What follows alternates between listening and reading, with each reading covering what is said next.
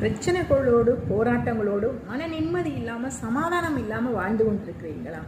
இந்த நாளில் ஏசப்பா உங்களை பார்த்து சொல்லுகிற ஒரே ஒரு வார்த்தை, மகனே மகளே கலங்காதே திகையாதே, நான் உன் தேவன். அல்லேலூயா. அவர் உங்களுடைய தேவனாய் இருக்கும்போது, அவர் உங்க பட்சத்துல இருக்கும்போது, உங்களுடைய போராட்டங்கள், உங்களுடைய சூழ்நிலைகள், உங்களுடைய கவலைகள், உங்களுடைய கண்ணீர்கள் எல்லாம் மாறிவிடும். ஏசப்பா எனக்கு உதவி செய்யுங்கன்னு ஒரு வார்த்தை நீங்க சொல்லும் போது நிச்சயமா ஏசப்பா உங்களுக்கு உதவி செய்வார்.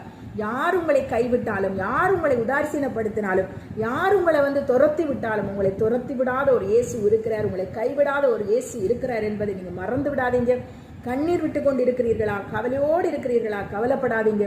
ஏசப்பாவை நோக்கி பாருங்க. அவரை உங்க முன்னாடி நிறுத்துங்க. அவர் கரத்தை இறுக்கி பிடிச்சுக்குங்க. ஏசப்பா நிச்சயமாய் ஒரு அற்புதத்தை செய்வார். கலங்க வேணாம், கவலைப்பட வேணாம், பயப்பட வேணாம், தைரியமா இருங்க. கர்த்தர் உங்கள் பட்சத்துல இருக்கும் போது உங்களை யாரும் தொட முடியாது. உங்க கண்மணியை தொடுகிறவனை, அல்லேலூயா, அவரை தொடுகிறார் என்று சொல்லி தேவன் சொல்லுகிறார். உங்கள் கண்மணியை ஒருத்தன் தொடும்போது அது தேவன் உங்களை கண்ணின் மணியை அவர் அப்படியே இமையை போல இமை கண்ணின் மணியை காப்பாற்றுவது போல, கண்ணின் மணியை போல அவர் உங்களை காப்பாற்றி உங்களை யாரும் தொடாதபடிக்கு அவர் உங்களை பாதுகாத்து, அவர் உங்களை ஆசீர்வதித்து, அவர் உங்களை உயர்த்தி வைக்க ஆசைப்படுகிறார். அவருடைய பிள்ளைகள் ஒவ்வொருவரையும் அவர் ஆசீர்வதிக்க பிரியமாய் இருக்கிறார். அல்லேலூயா. என் மகனே என் மகளே என்னிடத்தில் வா, உன்னை நான் ஆசீர்வதிக்கிறேன் என்று சொல்லி அவர் ஆவலாய் காத்திருக்கிறார். அதை நீங்க மறந்துடாதீங்க. கர்த்தர் உங்களை உயர்த்துவார், அவர் உங்களை ஆசீர்வதிப்பார். God bless you.